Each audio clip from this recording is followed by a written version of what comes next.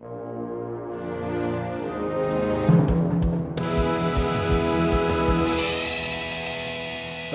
everybody, welcome back to episode 7 of Sex, Drugs, and Opera. This is your episode for June 30th. June 30. 2018. I'm here today with... Michael Pegger.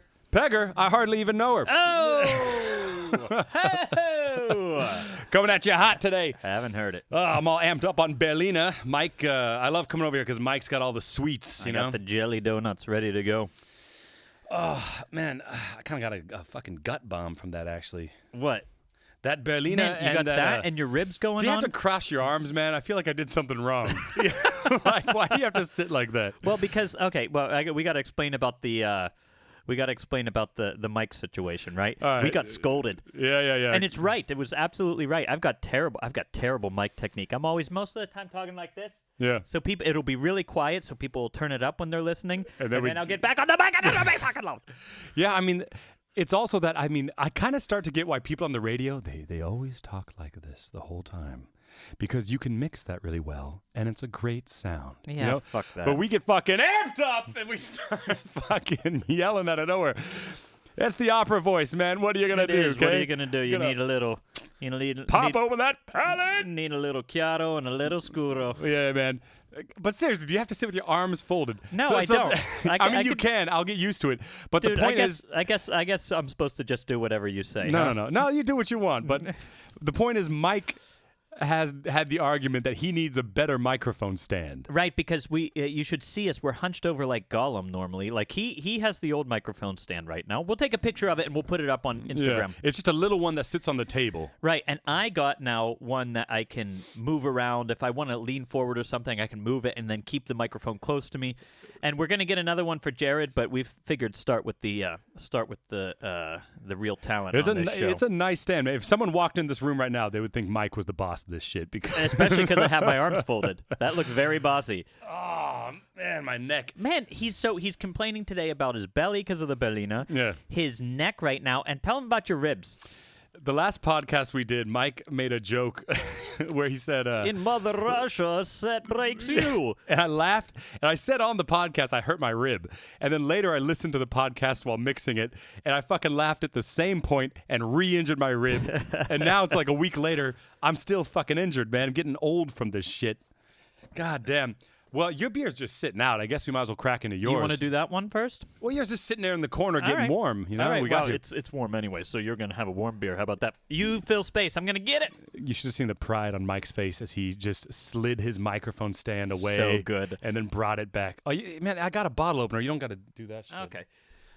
We like I said, we're not to offend the Irish people out there again with the name thing, but we oftentimes go for the names, right? Mm-hmm. And this one, oh man, I saw it and I shuddered, and then I had to get it. This is the backbone splitter. My God, which sounds fucking terrifying. I almost bought that exact one. Are you serious? Yeah. It's funny. I thought to myself today, it's gonna happen at some point. It's gonna happen at some point. I almost bought that exact one. I was holding it in my hand and I was like, backbone splitter. That sounds appetizing. Here, you say the name of it again. Backbone splitter. Yeah, you like to put the emphasis on backbone splitter, but I have the backbone splitter. Backbone splitter, baby. Black blown. Whatever. All right, here, open it up. Well, actually, it's funny. The way we're emphasizing that's kind of our theme today. Yeah. Is it backbone splitter or is it backbone splitter? It's what we're talking about today, people. We're sex, drugs, and opera. Everybody thinks about the music when it comes to the opera, but the text, baby. It's really fucking important, man. It's really important, that there's text. There's some good stuff out there. And I find out the more and more I do this shit that the words, man, the words are important. I mean, if you're not singing words, you might as well, Here, cheers to you, dude. Yeah, you sip first, man. We always try to sip at the same time. Dead air. Oh, man.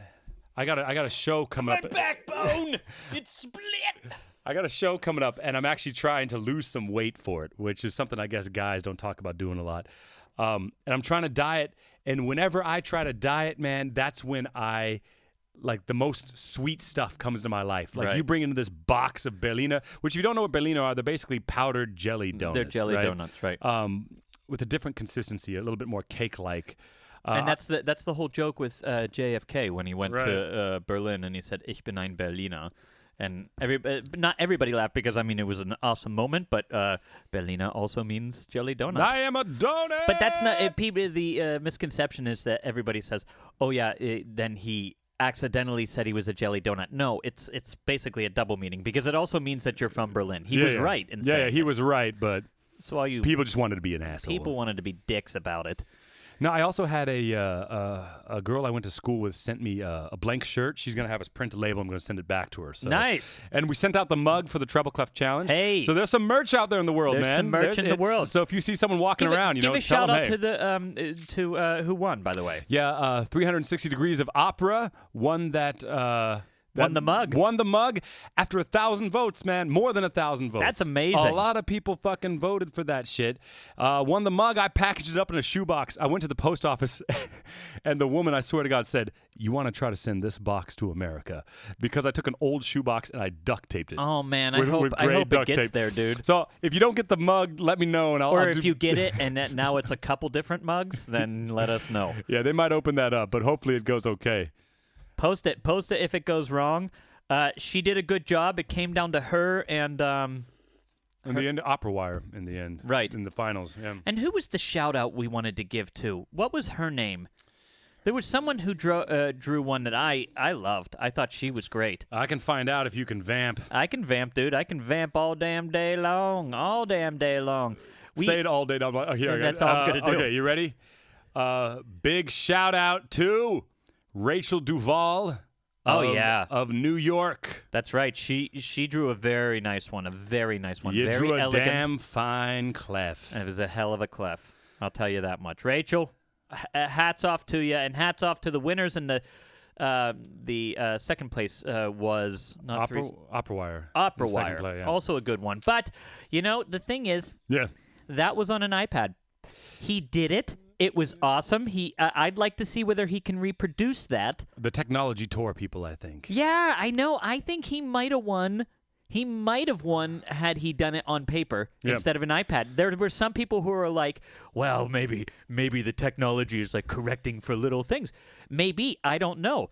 So perhaps you send one. Perhaps you do one more and show us that you really got the goods. I'm willing to believe, dude. I'm willing to believe that you can do it. That's why we did the vote, because I didn't want to fucking be the one to make those decisions. Right, exactly. I don't want to be a politician. Don't put me in a position of power, okay? Hey, you said over 1,000 people voted. Yeah. 1,000's the magic number right now. Yeah, as of today, whatever fucking day it is, May 24th.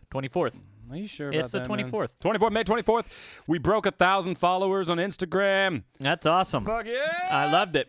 I loved seeing that. I was sitting there with bated breath. I mean, and there was no... I expected when it happened for there to be some sort of balloons or something, but nothing. I looked around and I'm like, where the fuck? And I think I think we mentioned this on the last podcast or a couple podcasts ago.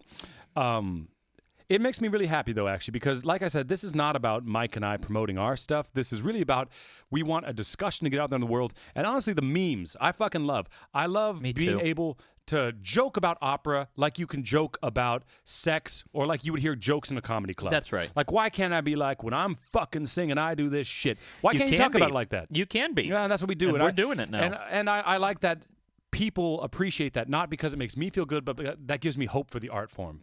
That's not just a bunch of fucking lame people, Because some people are just normal people, and normal people are going to continue. Look, this shit, oftentimes in opera, you'll say, "Oh yeah, this is the joke," right? Nobody's laughing at the joke because you're to understand that back then it was a joke, right? So you're like, "Okay, oh yeah, okay, I get it." You didn't laugh; you just try to understand what it was. Mm-hmm. But why can't it still be funny? There should be funny stuff going on in opera. Yeah, the way you hear comedy from a comedian or in an Adam Sandler fucking movie, the same jokes in the same tone, way, and timing should also be in opera. You went Adam Sandler. That's going to split our audience. Adam Sandler's He's taking over Netbook. He's Netbook. What the fuck, dude? Get Netflix, some coffee. Man. Get some coffee and come back in a half hour or something. You jump in there. God damn it. Look, his old stuff. Big Daddy. Don't peek the mic here. The Waterboy. I'll edit it. We got no. I mean, you mentioned Adam Sandler and everybody's like, "Oh my God, you like Adam Sandler?" Or they're like, holy shit, The Waterboy, it's awesome, right? Yeah. And it is. Some of that old stuff is amazing. Nah, his new shit's hit or miss with this deal he made. He made Yeah. some sort of deal with Netflix. He's like every Look, week the he's got a new Indian, thing. the Wild West one was terrible. Okay. Terrible. Yeah. The one he did with David Spade, though, was classic Adam Sandler. Which one was that? A new one. Yeah, one of the new ones. So there are a bunch of new ones out. I tried to watch one called like Funny Guys or something like that, and Is it with David Spade? Is that the one no, with David it had Spade? like Seth, Seth Rogen. You Yeah. know, it had all these comedians in it. But I like 3 different times I tried to watch it. And it was so bad. I Watch couldn't. the one with David Spade. If you like the old classic Adam Sandler's, this one is I might have straight. seen it. Are you able to describe more of what it was, or? I don't. No. Yeah. Putting you on the spot. I can, but come on. You know, Okay, don't do okay. that No, to me. I'll do it. So, I mean, what do you think of the beer, man? Before we get into it, Backbone Splitter. I mean, people give them these exaggerated names, right? Mm-hmm. Because it's good, thank you, because we need that for the podcast. But I mean, it's a strong IPA. It's a bold IPA, but Yep. it's not something ground shaking. I think this is more It's your not thing. splitting this, like, my backbone. This Hoppy. You don't like it so much. No, I do, but I can have like one. You know. Yeah, I always say that about my brothers. They're really into beer, and actually, my one brother, he is part owner of a great brewery in Washington D.C. called Atlas Brew Works. If you guys like beer and you're in D.C., actually, they have a beer at the Nationals ballpark. Seriously. Yeah, it's called. Oh God, what is it called again? Can't remember. Sorry, Atlas. I'm giving you a shout out. I can't even remember what the one beer is called. Bring it up on the next one. I like Rowdy though. They make this beer called Rowdy, and Yeah. it'll knock you on your ass. Damn. But the thing is, if you're gonna start drinking all day, like we have this camp where I'm from, or like a vacation house, right? And it's on the Allegheny River north of Pittsburgh. And we go, you wake up in the morning, you have your coffee, you eat your breakfast, and then you go down and you lie on a tube in the river and you drink beer from the beginning of the day to the end of the day. And if you're drinking this heavy stuff all day, No. you're gonna need a nap. Yeah, Because yeah. it's gonna knock you out, Right. and you'll be fucked. I mean, you get all kinds of screwed up with that sort of stuff, yeah. which is why you need a normal beer every once in a while. I mean, and people talk shit about like the light American beers, but you can drink 30 Bud Light. all day. You can drink Bud Light all day, but you try to drink the fucking Backbone Splitter all day. It's gonna. It's hard to say, man. Backbone Splitter. Backbone splitter, backbone splitter, backbone splitter. Speaking of. Good thing we have these pop guards here, Speaking of words. dude. I heard the rib again. You almost just got all this equipment wet. I can't had laugh a- for I like had 2 a weeks. beer in my mouth at that point. Look, we decided we were going to talk about text today because it's fucking important, man, and people don't talk about it. Sexting, you know? Yeah, right. Sexting back in Mozart's time. That's a good time. Sexting's kind of a new thing, man. I'm kind of glad I didn't grow up with technology, you know? I didn't. Were they sexting when I was 15? I don't think so. I think that's a new thing. No. Hey, it's a whole Who element had to high phones? school, you know? Because when I was 14, I might have shot out a dick People pic were into the drawing world. dicks. No, people were drawing dicks and stuff. I was like drawing that Superman S. Oh yeah, everybody. What was that? How did that? That was as viral as it got back You were then. in Pittsburgh, and I was in Seattle. I know. And you're a couple years older than I am, but we both drew the Superman S. I'm pretty sure they were doing it in China at that time. Yeah, everybody was. Even with the Great Firewall. There. That's how the world was before the internet, man. Now, But that's what I mean. How the hell did it spread so quickly? Who can explain that? Yeah, and the internet didn't. Yeah, it must have been from people seeing it because you couldn't put it online. Yeah. So the only way you could see that S is if someone taught you to fucking Right. draw That's wildfire. That's wildfire. I'm trying so hard to get into the topic, but I just keep getting sidetracked by sexting and shit. We got look, we wanted to talk about text this week, but we didn't necessarily want it to be all about opera. I mean, the whole thing is when it comes to words are good either way. It doesn't matter. It doesn't matter necessarily what music is put to them sometimes. I mean, if you listen to a rock and roll lyric, Yeah. as long as it's set well, then it's an amazing lyric. And we're not restricted in this conversation. We're not restricted to opera at all. Not at all. No. And we're gonna introduce a new segment later, where we show some of our favorite lyrics. But at the moment, we're just gonna talk a bit more generally about it. Yeah, I mean, it's hard because in opera, I mean, as an English speaker, in America, I did a lot of English opera. Yeah, but how much English, you did Albert Herring? I did Albert Herring. I saw you in that. That was good. I did Rake's Progress. Or Yeah, Progress. that's done a lot. yes. Wow, what's the one that they do a lot, man? I guess I'm thinking of Rake's Progress. Yeah. But like a lot of these ones, like Old Man the Thief, Crucible, like you don't see those in Europe. Yeah, unfortunately English not. opera's pretty it's rare. It's starting to make its way over a bit. It's Rake's Progress. Rake's Progress, Albert Herring, Peter Grimes is a big one in Germany. Big one in Germany. Yeah, that's the one I was thinking. And Peter deservedly Grimes. so. That's an amazing show. That's really good. And so if you're lucky, if you're German or Italian, you're probably gonna be singing in your own language a lot if your voice matches it. Yeah. You know. I do mostly German, which is lucky for me because I live here and I do the German. Yeah. But some voices are more suitable to French or Italian or something like that. But a lot of people don't spend most of their time singing in their native language. Yeah. I think it's something we all have to do. And I got to tell you, here's some props to the American schools. I got to say, the Americans go and knock it out of the park with diction most of the time. They teach, they don't really, in the German system, they don't really teach IPA. They don't teach you how to break down languages like that phonetically. I think that's a huge tool. I mean, especially when you're starting out, if you're approaching a language from nothing, you got to be able to do that. I totally agree with you, but I'm going to do a little bit devil's advocate. In the States, they do the diction well, but they don't teach the language ever. And most German singers can speak German, English, and probably some French. Everyone studied fucking French. Sure, but everybody can speak English. It's a little unfair, because everybody says, "Oh yeah, the Germans they're so smart because they can do this language also." Yeah, but everybody can speak English. Yeah, and of course you can speak your mother tongue, whatever that may be. The Germans are they are. That being said, they are very good with languages. Yeah, they're pretty good. Not talking about English, but I'm talking about being bilingual or not. Oh, yeah. And Americans are usually the opera singers that are not bilingual. Most of the other people I meet on the audition trail or in rehearsals and stuff are bilingual. I'll tell you who are good. The Russians oftentimes can speak Italian. They almost always can speak English. Fucking Polish singers, man. Yeah, they can speak all kinds of languages. They're like, I know a lot of Polish singers, and they all speak like French, Italian, English, German, Polish, and like a little bit of Russian.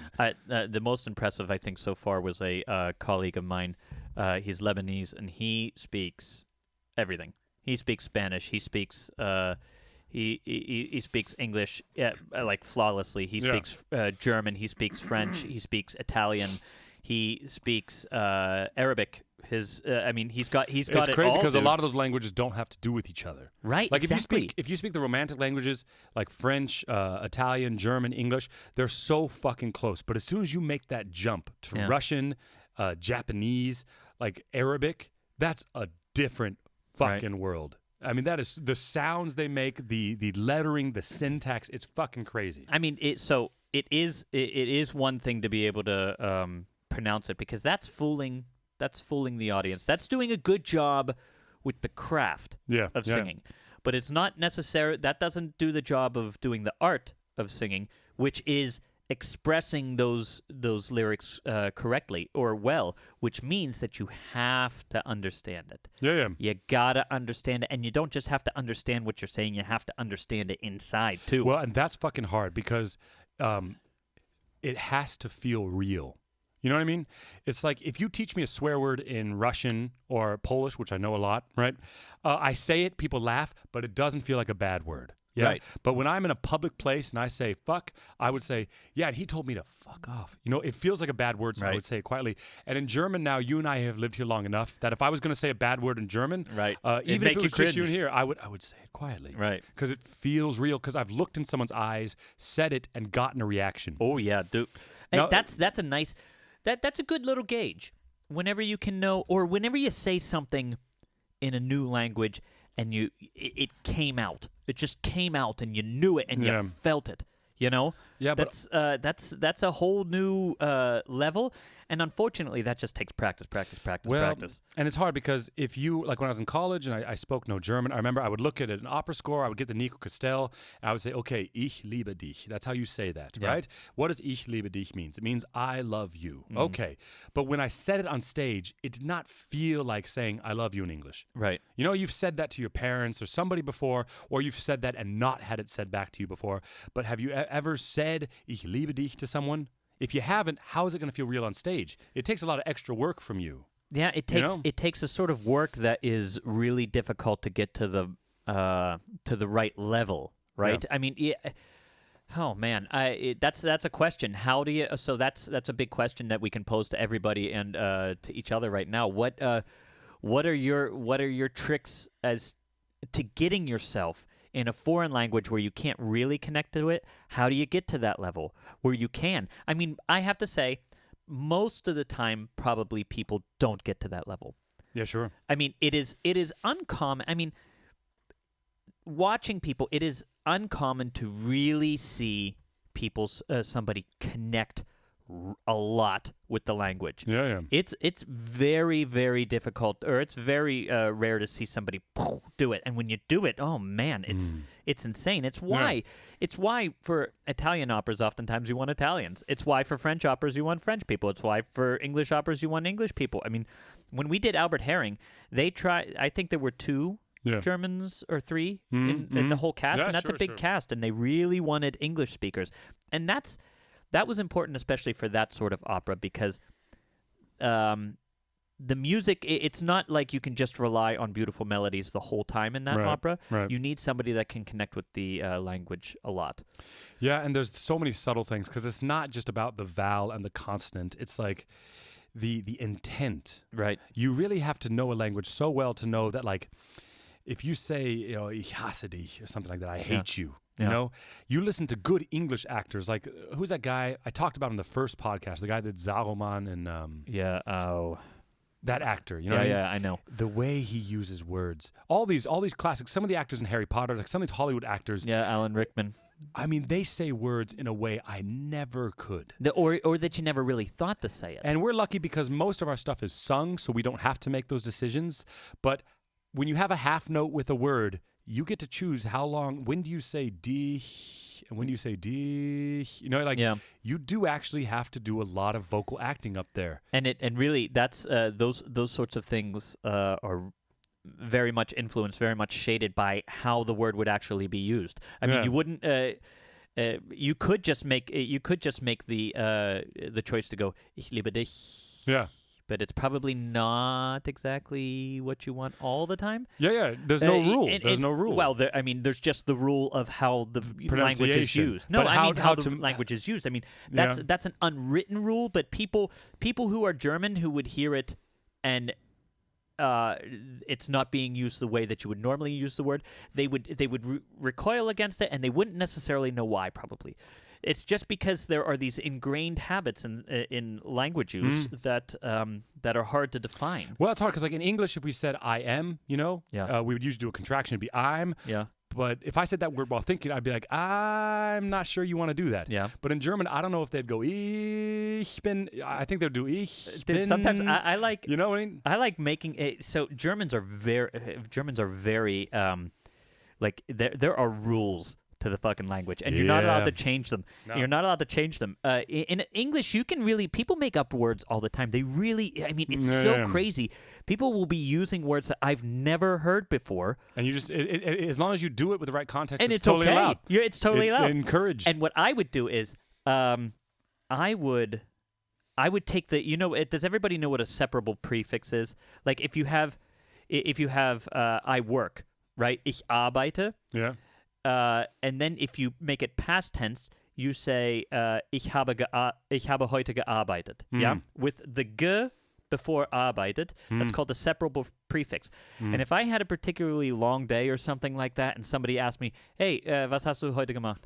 I would say, ich habe fucking fucking arbeitet. Yeah. You can't do that. I would say ge fucking arbeitet. Like unfucking believable. Right, unfucking believable. You can't do that and shit. people were like, huh? And I'm like, dude, I'm changing the language. No. I'm Goethe. I'm fucking Goethe over here. I tried it too. In the North, they say moin. And that's kind of like, I guess, howdy. Yeah. You know? You don't say that in the South. You would say something different. What's funny, though, my Georg, my good friend at the theater here, he's from Bayern, and he says moin moin. Yeah. Why though? I thought it was a northern thing too. No, that's definitely a North thing. Yeah. And whether you say it twice or once, they fight about up there. But the point is, I once I was speaking German with my friend, and basically what I said was, "Did that guy just moin me?" Right? Which in English you could do. Right. Did that guy just howdy me? Right. And that's fine. But if you say like gemoint, which is not a verb, he was like, "That's not a word, Jared. But see, you can't do that." But that's funny like, because I know, man. That's what makes it funny. That's funny because they do sitzen. So the polite is Z, and the impolite, or not the impolite, but the familiar is du, and you say duzt or sitzt. Yeah. Wir sitzen. Yeah. We will use Z if you say it to somebody. Anyway, dude, let's get back to talking about. No, it's important. Opera. Well, that's text, man, which is what we're talking about today.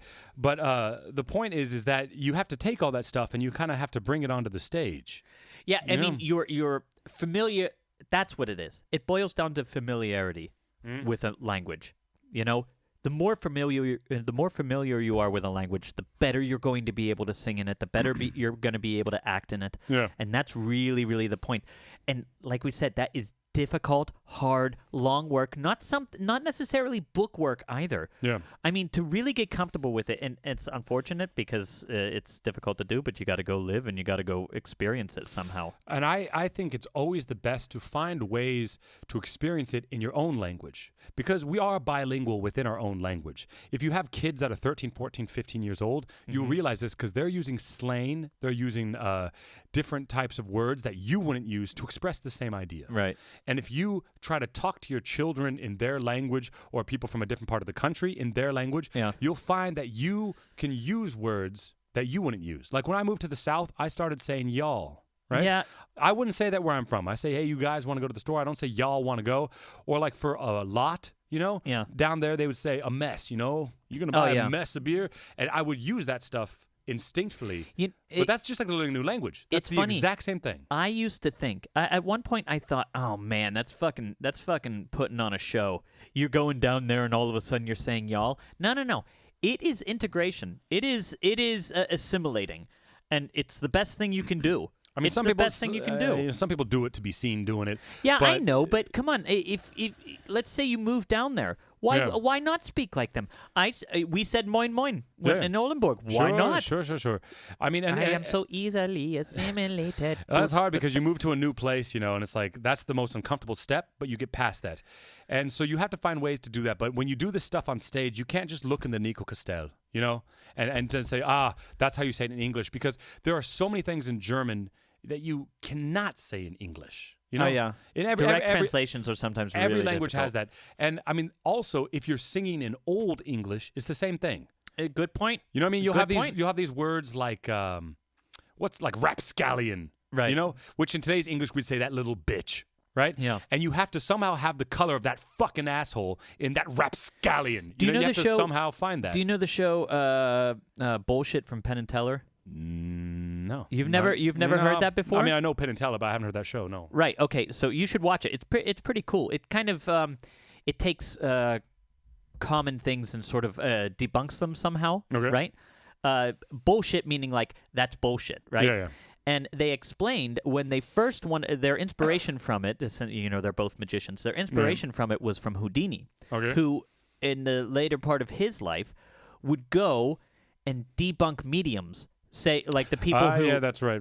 But what the term was, what they wanted to call the show at first was humbug, because humbug back then meant bullshit. It And was people would say it like absolutely, and it had the reaction of like exactly. That's bullshit. It was like a 1-for-1 translation of bullshit and humbug. They meant something really strong, and it was a bit offensive. Like if somebody says to you that's bullshit, you would turn around and look over your shoulder. Right, if someone exactly. said that. No, it's and important. humbug was the same way because they thought to themselves, we can't call it humbug because we want it to have the meaning, not the word. No, and that's important as an actor because.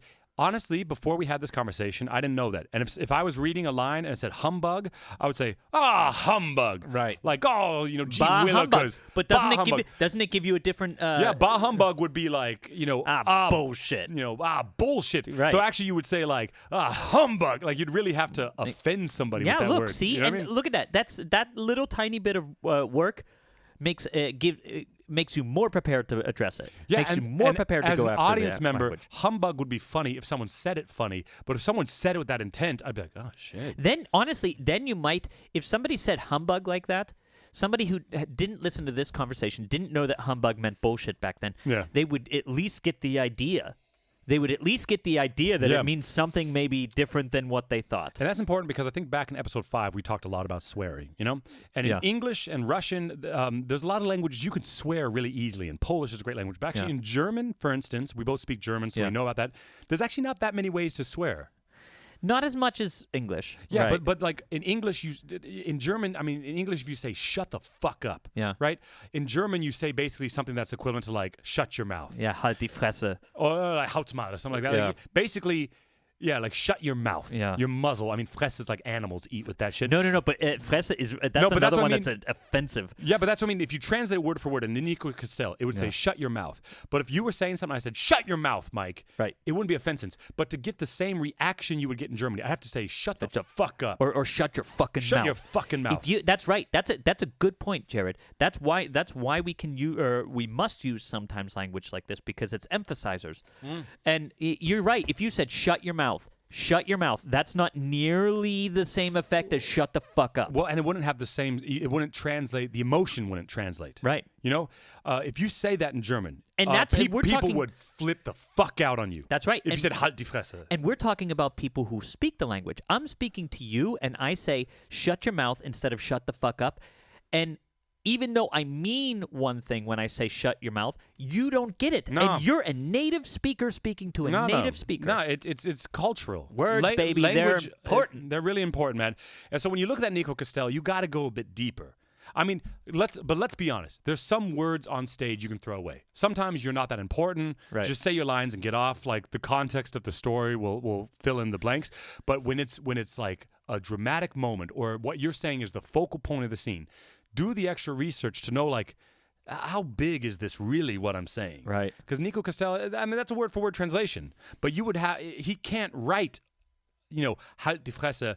He can't write "shut the fuck up." By the way, we've Yeah. mentioned Nico Castell about 1,000 times now. We got to remember sometimes that not everybody is the singer that's doing this. Yep. Nico Castell was a coach at the Met for the longest time, and he has out a complete series of translations and then phonetically spelled out Poetic language. and literal translation. Poetic literal translation and then the phonetic transcription of basically every opera that's in the standard repertoire, Right. and they are a singer's best friend. No, And those as are much as we've said that those aren't enough to get the text entirely, that's at least the best starting that point is the ever. bare minimum. Oof. Knowing every single word that you're saying and what it means from that Nico Castell is the bare fucking minimum. I know people though. I know singers who say, you have to go through and translate yourself. No. If you know the language, but I could not, like my French is not that great, right? I can Right. pronounce French, but if I went with Google, fucking whatever it's called, Google Right. Translator, I couldn't, by the way, people don't know this, but there's a new translator called DeepL, and it uses artificial intelligence, and it is by far the best online translator Are you I've ever serious? used. DeepL. Check it out. It is, if you have to write I use it when I write my business letters in German. Yeah. Because it's fucking incredible for that. But also for like opera text and shit. It's really good. Wow, DeepL. DeepL. Nobody knows about it. I don't know why, but Put whatever. it out there. Today's podcast sponsored by DeepL. No, they're not sponsoring No, us. no. I guess we could get everybody Now, calm the fuck down. but Google Translate. No, you really have to know the language. Yeah. I mean, how could you translate an opera by yourself? It's a fucked up thing to say, I think, in my opinion, because it's like you should translate yourself. Either your language skills are so good you don't need to translate Right. it, or you're not capable of Yeah, translating for it yourself. instance, I'll A give you a little. dictionary's not enough. Yeah, no, it's not enough, and you can say I did everything on my own. But for instance, I remember when I was walking once with my wife when she was my girlfriend a while ago, and I said, "Wo gehen wir?" Yeah. We were in the city, and I said, "Wo gehen wir?" Yeah. And she's like, "Wo gehen wir hin?" Right. Wo gehen wir hin? And if you are, and I was confused. I'm like, why? Why do I need hin? Yeah. Why is that important? And it doesn't matter why it's important. That's what the language is. Yeah. That is what the language is. You can find out why it's important if you want, but don't argue about it. Well, and if you were going there, if you had the sentence "Wo gehen wir hin," how do you translate hin?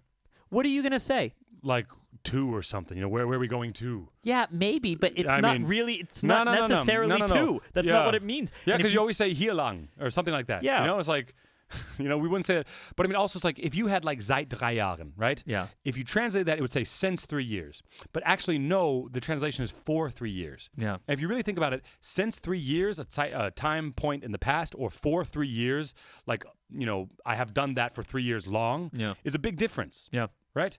And there's these, and I mean, that times a million. There are so many little things with prefixes and prepositions and don't forget, oftentimes when you're going when you're singing these older operas, you're not just dealing with German, you're dealing with Wagner German, or you're dealing with old Italian, which is as weird. And I will say this, the other side of it is, as a non-native speaker, it's an advantage, because for me to sing in old German is as weird to me as singing in, well, maybe not German, but Italian. Yeah. You know, like in Tosca, for instance. Yeah. They use old Italian. Yeah. You know, this way of addressing each other, Yeah. the way they conjugate their verbs, they don't do now. Right. But to me, it's like, what's the fucking difference? Right. So that's actually an advantage in that case. Like, you know what I mean? If you were German and you were singing in English and someone said rapscallions for our earlier example, if you don't speak English, what's the difference between that and you fucking asshole? Right. You know what I mean? You're going to be translating to your own language anyway, so it can be an advantage. But yeah, that's hard. I mean, also, something I wanted to bring up was fucking super titles. You ever get fucked by super titles before? What do you mean? You can do all this work that we've talked about, and you find the color and taste of the words. But if that person that writes the translation of the super title either writes a shitty translation or fucks up the timing, they're going to fuck you as an actor. Yeah, it's true. I've gotten fucked by super titles so many times. The laugh comes before I deliver the line. Yeah. Right? Yeah, or the gasp comes before the reveal. Yeah. Or it's a bad translation, and so people are like, why did you touch her when you said that? There's a real argument to be made for going back to the way they used to do. There was at CCM there was a famous singer that was there as a teacher, Italo Taio, right? Okay. Old famous Italian bass, right? And all of his scores are there in the Italo Taio library, right? It's just this room with all of his scores. Almost all of them are in Italian. You're singing Tannhäuser in Italian. You're singing Boris in Italian. You're singing all these things in Italian, and there's something to be said for that. Yeah. If you're doing a show in that country's language, people will be able to understand it. I'm torn because in Germany I did Louisa Miller and I did it in German. Yeah. Yeah, but look, back when those things were written, it was expected that they might be translated. Yeah, no, that's true. That's true. But I mean, there is sometimes the melodic line doesn't match the language, you know? It's true. And so sometimes you have to force English into a phrase that worked beautifully in German. You know, that's true. But at the end of the day, you're trying to tell a story. And you have to say, that's right. Not what's going to uphold the integrity of this like academic piece of whatever, but like entertain people. Yeah. You know, like people are not a fan of cutting, but it's like, really, you're gonna let the art form die because you don't want to cut a quartet out of Carmen, because this thing is so holy that you can't imagine it being any other way. Hello, give me a break. That's the other thing with translations, though. Too, we say, oh, we can't mess up the line. Well, don't mess it up. Just change it. Yeah. Just fucking change it so it works with this language. It's like when they do in Germany, they're big on the voiceovers with like How I Met Your Mother. They do it in German. Yeah. In some countries like the Netherlands, they'll do it in English with subtitles. Yeah. Right. Untertitel. Right? Subtitles. And the thing is when the joke doesn't work, they just change it completely. Completely. They don't translate it. They change it completely. You mean in German? Yeah. Yeah. Because like they made a joke once at like the puns, you know? Like if you're going to translate it into German, it doesn't fucking work. Yeah. But if I had an opera house, man, if I had a theater, I would do super titles and I would do it in modern day English. So like it would be Carmen, it'd be Tannhäuser or whatever. Yeah. But I would have like written up there like, what the fuck are you saying? Yeah. And I would get the reaction I wanted from people. Even though they're singing in old German up there, there's no reason why you can't update. You know? Sure, absolute. They do it with the Bible. Why can't? Yeah, right. That's a good point. That's a good point. If they're doing it with the Bible, why can't we do it with opera? Man? Why though? Because people who are doing that to the Bible want people to understand what the Bible's actually saying. There's a reason, and we want people to understand the words that are going on stage. The point's to entertain. Man, we're fucking crushing this, man. We're texting up here. Man, sexting. And for the person who wrote in about our dirty language, I think this is the episode that we've used the least dirty language so far. Half the time when we said the word fuck, it was just explaining why we say the word fuck this time. Ironically, this is our most highbrow opera-y podcast Even ever, though we're talking about... Because look, anything we're talking... Like, there's not a person There is not a person writing good music out there, good pop music, good folk music, good any kind of music that would say, "Oh well, I can't." Like at this point, you shouldn't be able to understand the lyrics. Yeah. Well, okay, maybe in pop music. Maybe in pop music it's not so important because most of the time, or oftentimes in pop music is, I'm gonna party like I've never partied before. Hook. It's all about and the that hook. doesn't fucking matter. It's not matter. a bad hook, man. That's not a bad hook. I do. I can. Yeah, I'm gonna party like I never partied before. Oh. That's fucking good, man. Holy shit, dude! Get it out. Let it out. That's a good hook, God man. damn. We gotta get together and write some hooks sometimes. I know. Let's do it. No, pop music's all about the I kissed a girl and I liked it. Right. That's just a fucking No, hook. but look, there are all kinds of people out there. We should do a whole show about who we like that is not in the I'd fucking love it, man. I'd love it. That's we could do that write next. it down. Write it down, dude. We're doing it. I've got Oh, some you got people. a pen. You brought a pen down. How about that? But no paper, huh? Nah, just write it on the table. Who gives a shit? I'm not writing it on the Write it on the table. No, we'll remember. I'll listen to this shit later. Let me give you. Are you done with your beer? Yeah, give it out. Let me give you my beer, then we'll go on to our segment because I'm kind of excited to do it. Nice. Mike, if I start drinking Dead first, time. you can't fucking Hey, drink. what about the other way? I started drinking too. You could stop. Okay, he did it. He's drinking now. Okay. Okay. I'm not sure you're gonna like this beer, but when I lived up in Hamburg, I last like all year, beer. When I lived up in Hamburg last year, they built the Elbphilharmonie. Have you been there yet? No, not yet. It's supposed to be incredible, It's an incredible piece of architecture. And I'm not sure if it's a brewery or just a restaurant, but in the bottom... It's a concert hall. Yeah, but in the bottom... I didn't go there for that, okay? I went downstairs, not upstairs. If you're in Hamburg, check it out. You can go up to the terrace for free. Beautiful view. Really? Yeah, it looks like you have to buy a ticket, but you just say, I want to go up, they give you a ticket. And to go into the concert hall, you need a ticket. But if you want to go up and walk around, it's That's free. awesome. If you're in Hamburg, It should be that way. This was one of the most... expensive, man. It was like 700 million or some shit. They got like 3/4 of the way done with it, and I read that there was a serious possibility that they would have to scrap the whole thing. It went like 3 times over on budget. Yeah. I mean, It ridiculous. was more Because- than 3 times, I think. Really? I think it went way over What is budget. it with? I mean, the stereotype of Germans is that they're architecturally they're like engineering perfect, Yeah. and they're very, very precise and on time and all of that. But the Elbphilharmonie and then the fucking Berlin Flughafen, the airport, is still like 10 times over on budget and taking forever. What is it, dude? Why? Maybe the architects aren't German. I don't know who built I that don't shit. know what's going on. I didn't know I was going to talk about it, so I didn't research it. But the point is down, if you go into the Elbphilharmonie and you go down, it's a brewery or a restaurant, but it's Störtebeker, which is a northern brewery. And I fucking love their Schwarzbier. you do, dude. Also, the IPA they have is really good. You like that? But actually, I tried for the first time when I was up in Berlin last week their porter, which I'd never had before. And I think for you, it might be a little sweet. No, I like porters. Yeah, I mean, Bring it it's on, really baby. caramely, but it's a big bottle, but it's low. It's like 4%. Nice. Störtebeker, if you're up north, and you can't find this down here, but if you're up north, this is the Hansa Porter. Hansa means port, so it's kind of porter. It's the Port Porter. Right. Yeah, and it's I like this. It's dark, very dark, but it's sweet. It's kind of a dessert beer. Give it to me, dude. You can have I like one. it. So we're gonna do a segment now called Text Talk, where we are choosing some text, some lyrics we want to discuss. And this is music wide again. Music wide. Mine has nothing to do with opera, I'll say. But I got up early this morning. I wrote a fucking jingle. So Nice. You ready for this shit? Let's hear the jingle. Oh no! I pushed the wrong one. He pushed the wrong one. I'm gonna. That's just the tip. I know. I can edit it out later. Man, it's crazy how my body reacted, and then You all of wanted it, to, and I went, ooh, ah. I'll edit it out later. Okay. Okay. So here's the. Now here leave is. it in, dude. No, it'll sound like fucking madness. Okay. Right, here we go.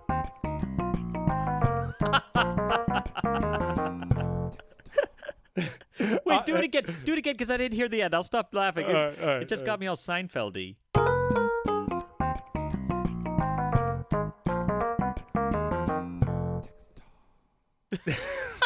Text talk. Do you get it? Text talk sounds like TikTok. So That's really good. I was Dude. going for like Seinfeld. No, Seinfeld, and then 90s like educational kids show. Yeah, that's great. You know what dude. I mean? What's that one like? Man, you're good at this the stuff. Electric Company. I don't remember that. Oh, wow, we talked about that the other day. The Electric Like, Company. I'm a bill on Capitol Hill. This type of shit. Yeah. I was going but for that That's mood. before 90s. The bill on Capitol Hill was like in the 70s, dude. Anyway, do you want to go first? Or you want me to go first? You go. I wanna. Yeah, I got to pull out the old... No, you know what? I'll do my first one. Okay, go for it. So... You want to just go back and forth? Well, I got one guy, but you just go. You go. So, the person who first sung, or the person who sung the song that I know of, is Waylon Jennings. Okay. The writer is Chris Christopherson, which I don't know if you guys know this Hilarious guy. name. Right? But he actually is, you look him up on IMDb, he has got a huge list I've heard of him before. as an actor, but wrote some of the best country songs there ever. And there's this one song he wrote called The Taker, and it's got just this one lyric I've always loved. I've always loved. Hold on, I got to find it here. So I'll read this verse. It says, he's a charmer, he'll charm her with money and manners that I never learned. And this is the one I love. He's a leader, and he'll lead her across pretty bridges he's planning to burn. That's super clever. There's something beautifully poetic about purposely leading somebody across a bridge that you're going to burn, and that you know it and that they don't. And the whole gist behind this song is... And it's kind of a common theme in country songs, is that you're in love with somebody who's kind of a bad guy, but or not a bad guy, but they're hard to deal with, right? But you love them anyway. And a lot of the lyrics in this talk about how he takes a lot from her, right? And it doesn't necessarily make him unworthy of love, because he gives her something back, but it's about dealing with the person and their flaws as well, not just expecting somebody to be perfect for you. I thought that was quite a beautiful lyric. Yeah, and also what's really clever about that is he also did like word painting, you know? Absolutely. Like charm her, lead her.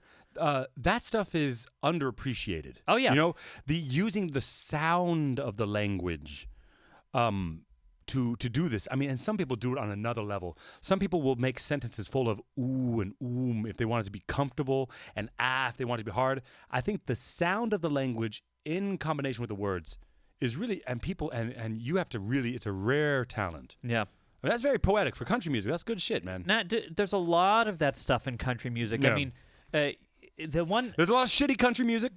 Modern country music. But some country music is some of the most poetic, like German leader type. You go Schubert, shit ever. Man, you're gonna offend some Germans by comparing country music to German. They don't know country music. Then. They don't know country music. Well, they don't know the good. I mean, like. You look at some of Johnny Cash's songs. You look at what Waylon did. You look at Willie Nelson.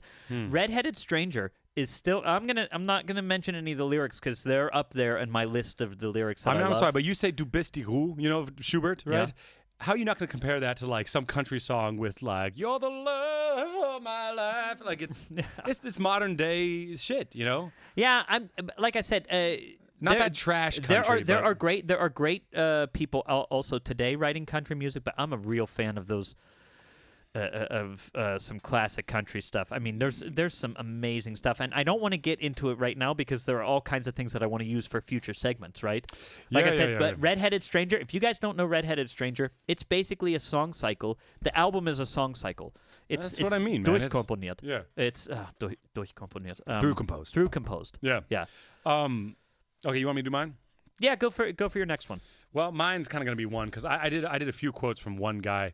I have so much respect for Freddie Mercury.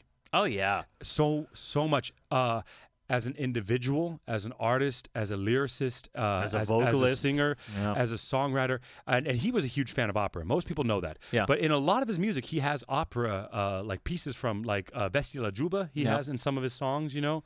But if you know about his life at all, It's incredible. Yeah. He was born in Africa, then he moved to India, and he has some crazy name. It's not Freddie Mercury. It's like baklava, blah blah blah. Yeah, baklava. Yeah. Okay.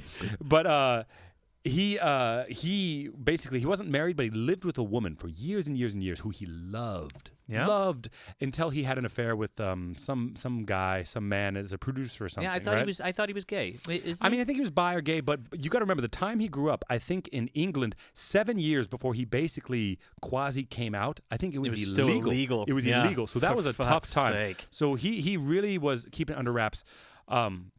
But the first one of his songs I want to talk about is this woman he was with was named, I think, Mary Austin, and he wrote "Love of My Life" was about her. Yeah. And he said, "You will remember when this is blown over and everything's all by the way. When I get older, I will be there at your side to remind you how I still love you." And to write that and to sing that in front of people when you're writing about a real fucking thing that happened to you. Yeah. Fucking look at that, huh? Yeah, goosebumps. Oh my God, for real. I'm goosebumping over here. How big a goosebumps do you have? Right? Oh my God. That's from the gym, man. I work on my. What is the I'm doing the what is goosebump lift. exercise that you have to do to get your goosebumps on spot? You have to be emotionally point. open. Look, Oh my God. So another thing people don't know about Freddie Mercury. What are you doing? No, keep going. Okay. Another thing people don't know about Freddie Mercury is he had AIDS, right? Which he died from AIDS. Yeah. But his band knew about that, but he kept that a secret from the world. Really? From the world. Yeah, for until like a week before he died. Because the stigma back then was so big also. Yeah, but I mean, to keep that secret. How? How do you do it? And to keep performing until you can't anymore. And Read the lyric again. I'm sorry. I'm moving on to the next lyric, but the "Love You" one. Not your second lyric. You're not moving on to that right away. I did a bunch of Freddie Mercury. Oh, come on. Give 2 good lyrics. Okay. Because we're going to be bringing this segment back to keep them wanting more. Keep them wanting more, Jared. That's rule number 1. Nah, I don't want to do Freddie Mercury next time. So here, so with the AIDS thing, right? Yeah. He wrote a song called "Who Wants to Live Forever." Yeah. Okay. Yeah. Okay. I've heard it. Yeah. An amazing piece of music, but he says, "Who wants to live forever? Forevers are today. Who wants to live forever anyway?" Mm-hmm. And to get up and sing that and mean it. Because we mean it sometimes. When I sing an aria, I mean it, but I did not write the words about my fucking life. Yeah, look, I've always said this. The two artists, the 2 biggest kinds of artists who are amazing are the composer and the person who writes something, or not necessarily composer, but songwriter also. Yeah. To take an emotion and to make it something new, to bring it out. Yeah. Into the world somehow and express it somehow is incredible. Yeah. It's an incredible thing. And that's why, even though like somebody writing Otello, right, it's an amazing thing. He didn't necessarily write the text, even though he had a lot to do with it with Boito. Boito wrote that, right? Or did he write... I think he wrote that also, but he also wrote Falstaff, right? Anyway, to do that is one thing, but if this is your song, and you say, okay, I need to express this, and how am I going to do it in the most effective way? That sort of creative process is amazing. That's another level, because like to academically say, okay, I'm going to base something based on Otello, or based on, like, I'm going to write Don Giovanni based on Don Juan. That's very academic. But to just say, to write a message to someone, I will love you for the rest of my life. And that's a real fucking person. Then to get up in front of people and do that, the amount of courage and vulnerability that takes is incredible. But you know, if you don't think Freddie Mercury is one of the best fucking artists that ever lived, I'll be at the corner of Kaiserstrasse tomorrow. You come and fight me. I'll be handing out naps. I'll be there stabbing you when you're done fighting him. I'll be done stabbing you. Mike will come at you from the garbage. Look, hey, but the other thing was, oh shit, I lost my train of thought. Sorry. Lost my train of thought. Singers should have a little bit of humility.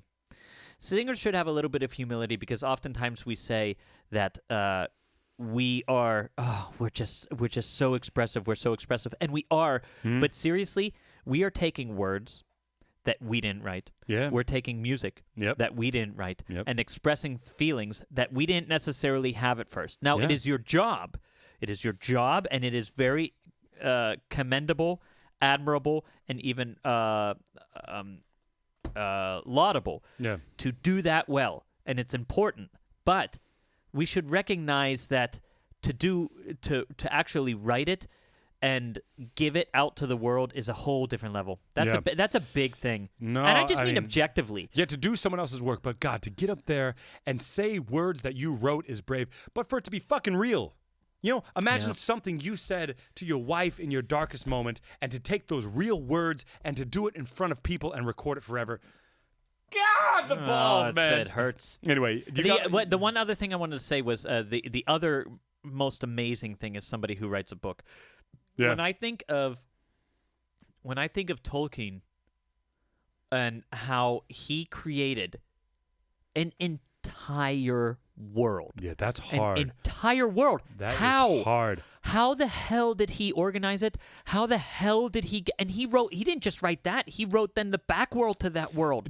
It's insane. No, try to do it sometime. I've tried to write before. Me too. And it's impossible. I don't really want to talk about it, but this opera I'm working on, me and this director I was working with, we tried to come up with a name, an alternate name for God.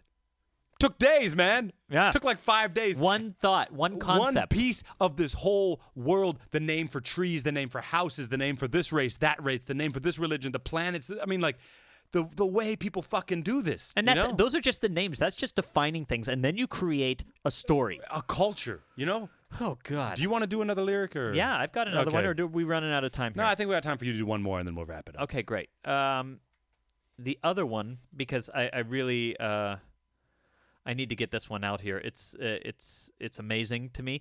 Do you know the song? I think it's a Civil War fight song or a Revolutionary fight song called "Johnny Comes Marching Home." Yeah, of course. Yeah. So, do you know that's not the original? The original is an Irish, and what's funny about it is that Johnny Comes Marching Home is really something to rally people to war. Yeah. The original is an anti-war song. Oh, really? Okay. Yeah, it's about the the British colonial wars in. At that time, it was called Ceylon, but it's Sri Lanka. Mm-hmm. And the original title is "Johnny, I Hardly Knew Ya." Oh, wow. Okay. And I won't start at the beginning, but let me suggest a recording to listen to, especially for the classical people, okay. right? Okay. You know who Benjamin Luxon is? No. I think he's British baritone.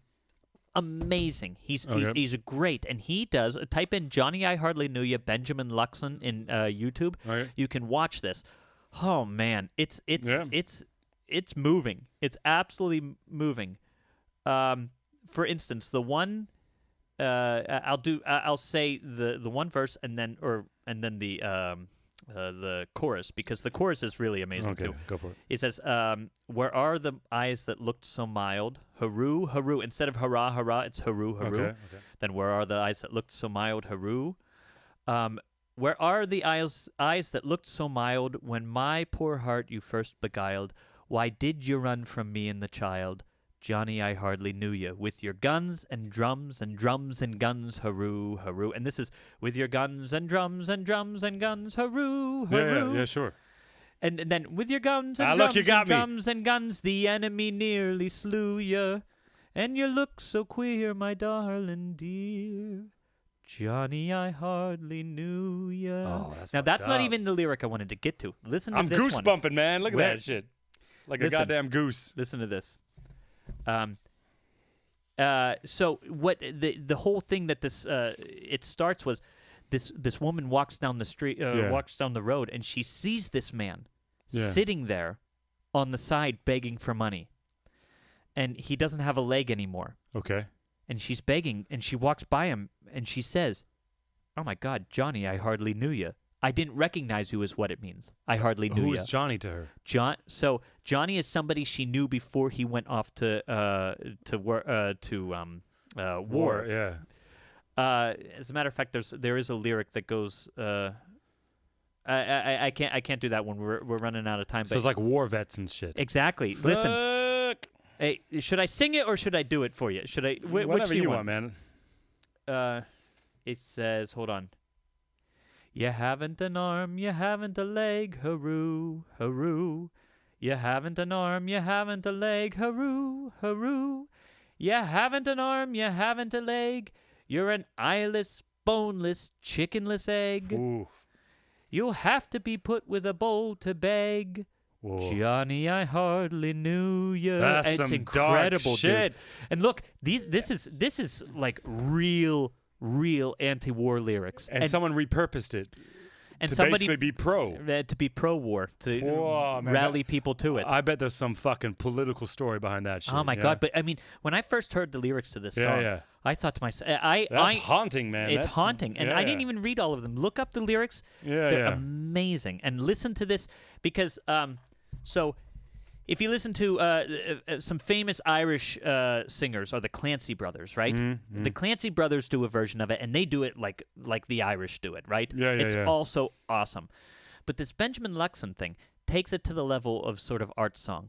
Yeah. He does it with a banjo as the accompaniment, and at the beginning you'll hear the banjo person going,